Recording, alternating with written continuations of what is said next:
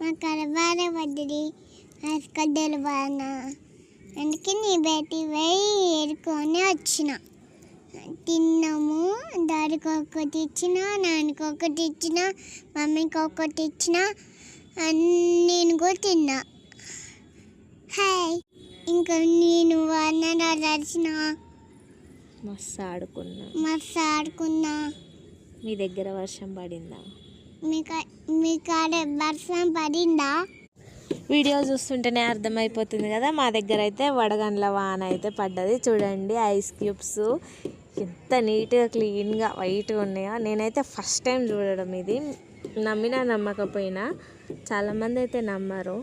మా రితు ఈ ఏజ్లోనే తను ఫస్ట్ టైం చూసింది. నేను ఇంత పెద్ద అయినా కానీ చాలాసార్లు విన్నా, కానీ నేనైతే ఎప్పుడూ చూడలేదు. ఈ వడగండ్ల వాననైతే ఫస్ట్ టైం చూడడం నాకైతే మస్తు ఎగ్జైట్ అనిపించింది.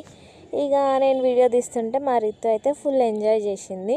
ఫస్ట్ అయితే భయపడ్డది బయటికి రాకుండా. అయితే ఏం కాదు పో అని చెప్పేసి అయితే బయటికి పంపితే మంచిగా ఐస్ క్యూబ్స్ అయితే తీసుకొని ఆడుకుంది. తర్వాత కొద్దిసేపు పైన బిల్డింగ్ పైకి పోయి తడిసి అయితే వచ్చింది.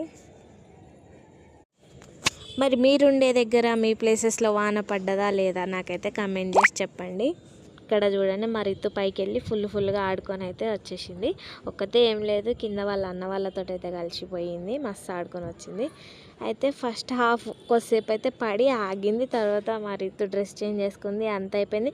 మళ్ళీ వాన స్టార్ట్ అయ్యేసరికి నేనైతే బయటకు వచ్చి మళ్ళీ అయితే వీడియో తీస్తున్నాను. ఇక మా రితుకి ఫుల్ చలి పెట్టి ఇక బయటికి వెళ్ళలేదు. నేను అన్నా కూడా పోలేదు. ఇక చూస్తూ ఇక డోర్ కాడ కూర్చొని వ్యూ ఎంజాయ్ చేస్తుంది.